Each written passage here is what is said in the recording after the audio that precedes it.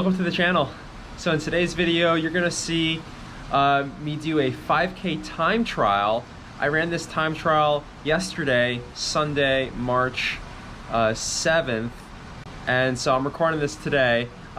So I went to the track, did a 5K time trial. My goal was to break 17 minutes in the 5K, but you know, if you look at the title of this video, you probably can guess that it didn't go so well. Anyway, hope you enjoy seeing the race footage, and then after the race, I'm going to talk about how, you know, what are the best ways to get over a bad race. I'm going to talk about how to get over a bad race or a run, and some strategies to just, you know, get over that disappointment. All right, talk to you soon.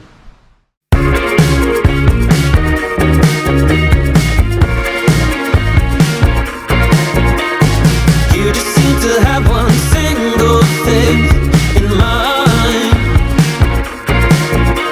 I'm canceling our date to save some time.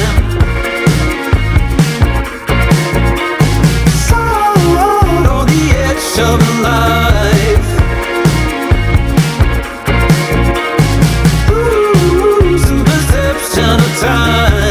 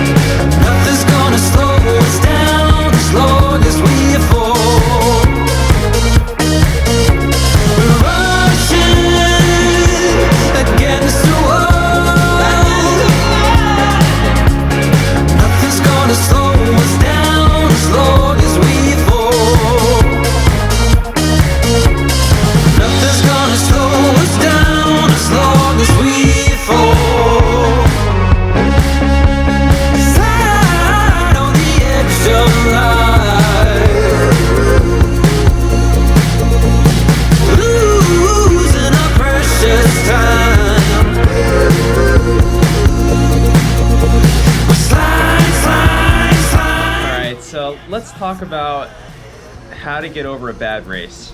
So when you have a bad race, the first thing you want to ask yourself is, you know, why did I have a bad race? Is there an obvious reason? Like, is there a specific reason that you can point to for why you had a bad performance? And so a lot of times that could be maybe you went out too fast.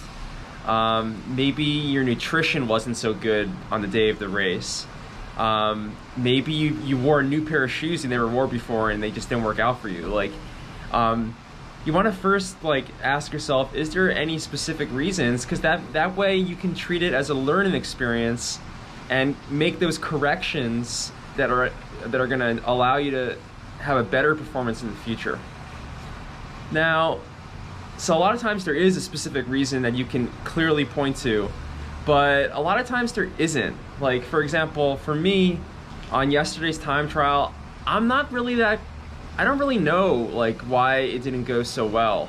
Like, I wasn't very close to breaking 17. I ran 17:28, and I could point to a lot of different things, but there's no obvious like thing I can correct, if that makes sense. And so you know, when you're in a situation like that, you know, then it can be really frustrating. But the number one thing is just don't dwell on it for too long. So there's this thing in sports, I guess sports psychology, it's called the 24-hour rule. And so basically, after you have a disappointing performance, you can, you know, be mad about it, be sad about it as much as you want, but only for 24 hours. After 24 hours, it's time to move on, right? So basically, if you lose a game, or, you know, in this sport of distance running, I guess, if you have a bad race, you know, give yourself that day, the 24 hours to be disappointed about it, but then move on, right? So that's kind of what I'm gonna do. You know, right now I'm almost near the end of that 24-hour period, so I'm still pretty bummed about it, but, you know, I'm gonna move on, and then, you know, starting tomorrow, I'm just gonna be, you know, fully focused on the future. And so that's like the main thing, right? Not to be too disappointed about it. And the second thing is, don't let one race dominate like what you think of your fitness. So like, I know that 17:28 is not indicative of my current fitness. Like, I could definitely have run a lot faster. If you look at my splits, I closed really hard the last 200, so that shows that I had way too much energy left. So like, you know, I'm going to be an optimist and basically still assume that I'm in better shape than that. So I'm going to take another chance. I'm going to take another try at the 5K in about 2 weeks. So on March 21st will be my last time trial of the training cycle, and so that'll be a 5K, and I'm going to try to push myself a little bit harder, because that's the main thing I take away from yesterday, is that I didn't push myself enough. And so I'm gonna really make that a point. I think my headspace, I wasn't in a good headspace during the race, and I was checking my splits every lap, but I wasn't really looking at my watch otherwise. And I think next time I'm gonna take a more frequent look at my watch's GPS function, because even on a track, it turns out my watch is actually fairly accurate. So if I followed my watch was only 1 second per mile different than my actual pace. So I just need to look at my watch and make sure I'm hitting that, you know, 525 to 530 range for a sub 17 5K. And lastly, when you have a bad race, you really want to make it a learning experience. And I talked a little bit about this earlier, about how you can, you know, make specific corrections, but you can really use that information from a race to inform how you do your training from in the near future. So for example, this week on Thursday is supposed to be my hardest workout of the cycle. It's what I call a peak-in workout. It's 10 days out from my goal race, and I wasn't really sure what kind of workout I wanted to do before yesterday's race. I was thinking maybe I would do some mile repeats at 5K pace, or maybe some kilometer repeats. But now, after having that bad race, and my problem was I didn't know, I really didn't know what 525 to 530 pace felt like. Like, I had a really bad pace, like sense of pace. So, and also it felt really bad. Like yesterday was kind of a crummy day. So instead of doing the mile repeats, I'm actually gonna pivot and change my training a little bit. And instead of the mile repeats, I'm gonna do a all-out 2-mile time trial this Thursday. So I'll hopefully have a video for that. I'm not quite sure. I might be doing it on the road. So keep an eye out for that video. If you have any questions, comment down below. If you've had a bad race, comment down below, like, how do you get over bad races?